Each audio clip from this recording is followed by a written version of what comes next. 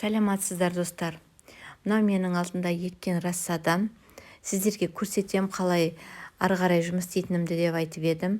Мен 3 түрлі методпен ектім. Естеріңізде болса, сіздер де солай егіп көрді деп ойлаймын. Мен әрқашанда 3-4 түрлі методпен егемін, әртүрлі түрімен. Себебі біреуі шықпай қалса деп, екіншісі болады. Қайсысы ұнайтынын өздеріңіз көресіздер. Міне біріншісі мен туалетный бумагада без земли деп жер топырақсыз ектім. Мынау болгарский перец, одан кейін помидор. Байқасаңыздар, түбінде тамыры прямо үлкен болып шығып кеткен, уже тамыры шығып жақсы болып қалған. Міне көргендеріңіздей осындай етіп рулон улитка жасаймыз. Міне көрсеңіздер, қаншама рассада бір кішкентай жерде тұр. Даже арасына топырақ салған күннің өзінде де. Әзірше біз мына китайский метод дейді. Неге олай айтылатынын мен шындығында айта алмаймын. Солай осы интернет желісінен таптым. Айтқаным естеріңізде болса, мен бұнымен 3-4 жыл егіп отырмын. Осы метод тез шығады. Осы 2 рассаданы мен бір күнде еккем. Даже мына рассаданы мен бір апта кейін еккем. Бұл ұзын болып шығатын себебі, бұл бычий сердце өзі биік, сондықтан ұзын болып шықты. Көрдіңіздер, мына бәрі шығып жатыр, сабағы үлкен болып кетті. Енді бізге тоқтату керек. Биік болып кеткеннен бізге рассаданың пайдасы жоқ. Сабағы қалыңдау керек. Сондықтан мен топырағын аз салған себебімді айтайын. Міне осы бірінші 2 листочкаға дейін, ең бірінші шыққан 2 листочкаға дейін топырақ саламыз қазір. Соған шейін топырақты саламыз. Әрі енді тамырланып, өзі сабақтары қалыңданады. Сол кезде биікке өспейді, биік болып шықпайды. Ол наоборот тамырланып, сабағы қалыңдана бастайды. Сол кезде ол тоқтайды бұл. Сол бізге керегі сол. Ал биік болып өсе берсе, күннің көзі жетіспейді ғой, бәрібір бізде квартирада терезенің алдында тұрады. Арнайы лампочка, свет жоқ. Негізі арнайы светтер сатылады. Ондай менде жоқ. Терезенің алдында күн жетіспегендіктен бұл күнді іздеп ұзарып егіле береді, өсе береді. Бірінші семидольный листочка дейді, бірінші 2 листочек. Ол түсіп қалады, ол қолдарыңызбен үзіліп кетуі мүмкін, оған қиналмаңыздар, еш нәрсе етпейді. Міне осылай тағы бір байқасаңыздар, тағы бір мынандай кружка салдым. Енді 3-4 кружка кетті. Енді осымен әзірше өсе береді. бір айға жетеді бұл. Міне көріп тұрғандарыңыздай қандай әдемі рассада. Енді келесісін қараймыз.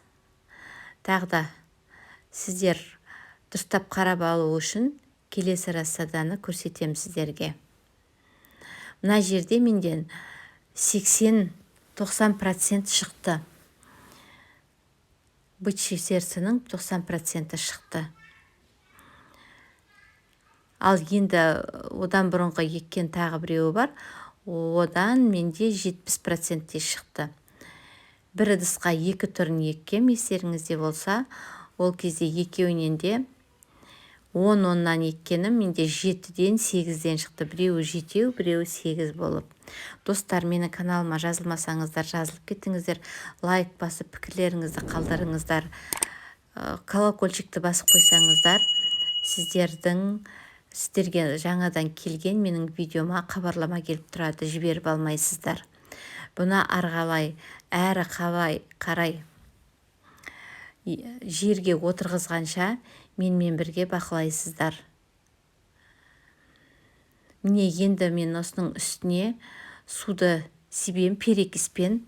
Перекисті қалай дайындатынымды айттым. 1 литр суға, естімегендер болса, 1 ас қасық перекис. Осыны вне-корневой дейді ғой, осы ненің үстіне себем. Жоғарыдан топыраққа да сәл құйдым. Негізінде қазір мен бетіне, жапырағына сеуіп қойдым. Жақсылап жапырағынан да бұлар өзі нәр алу керек. Енді ары қарай мен бұны келесі апталарда түсіремін. Қандай витаминдермен, қандай рассаданы кормить ететін өзінің магазинде сатылатыны бар, үйден қолдан жасайтыным бар, немен суаратынымды, қалай суаратынымды көрсетемін. Ең рассаданың бізге беретіні, тұқымына помидор болсын, болгарский болсын, овощтардың беретіні, ол рассада кезінде қалай құнарлы болады, сондай бізге беріледі. Қалай құнарлы болып, жақсы құнарлы витаминдермен суарылса, нәр алса, соншама жақсы болып рассада өседі. Жаңа байқасаңыздар, көрсеттім, айтқанымдай 70-80% шықты. Енді мына менде болгарский перец, мына жерде де менде 70% болгарский перец шықты. Екеуінен де екі түрлі болгарский мына жерде, біреуінде 7 штук, біреуінде 8 штук шықты ғой деймін. 10-10-нан салғам каждый тұқымды. Міне қараңыздар, қандай тамыры ұзын, өте жақсы рассада болып шығып жатыр. Енді мен сіздерге алдында айтқам, мына мешокты астына қарай жасау керек деп. Себебі, міне көрсеңіздер қалай. Міне осылай ұзартуымыз керек. Себебі тамыры бар астыңғы жақта. Ұзартып, топырақ саламыз осы жерге. Асты ұзару керек. Со кезде бізге оңай болу үшін мешочекті қалай салу керегін мен айттым әдейі. Мына жерге біз 3-4 кішкентай мынандай немен кружочкмен салдым, кружкамен. 4-5 үлкен қасық салуға болады. Осылай етіп, аяғына шейін бәріне жеткіземіз топырақты. Тамыры тұрған жерге шейін осылай жеткізіп, бетіне су құямыз сәл-сәл.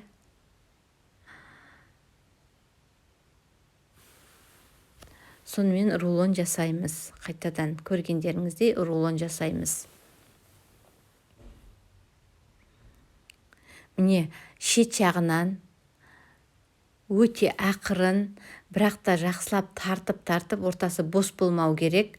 Осылай рулон жасаймыз. Сосын бұнда ыдыстың түбіне су құйып қоюға болады.